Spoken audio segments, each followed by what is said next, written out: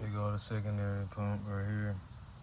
So guys, the reason why I didn't drop the tank is because the bolts is rusted in there.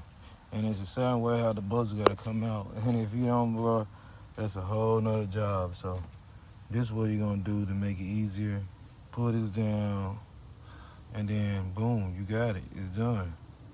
So we hook this up. Let me disconnect the battery again.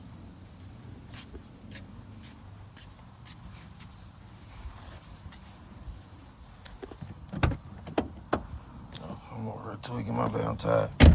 Haven't been a good sleep, but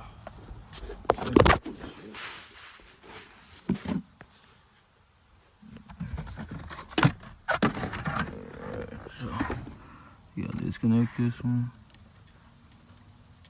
That's the first gen. And then we're gonna disconnect this one. And then we're just gonna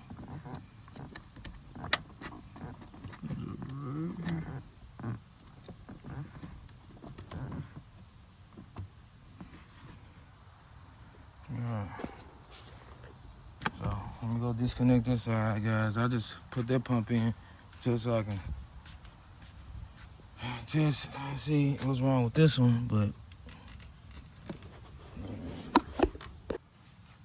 so now, guys, you tape everything to the side and it's connected to the side so you can get more access.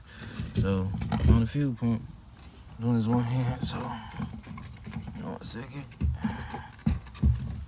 Let me see if I can properly do that. Spin it. Come out one side, hold up. One second. So guys, we got it open, as you guys see. And I was saying, you see how this plug is right here, guys? You see how it just summed this, hold on a second. That you see that, how that just clips in there? See how that just clips in there? Let me put it good. So that right there, if you put sealing around it, it will keep the smell and everything. So this is the best way and save you money. And you can do the other side without doing anything, and bam.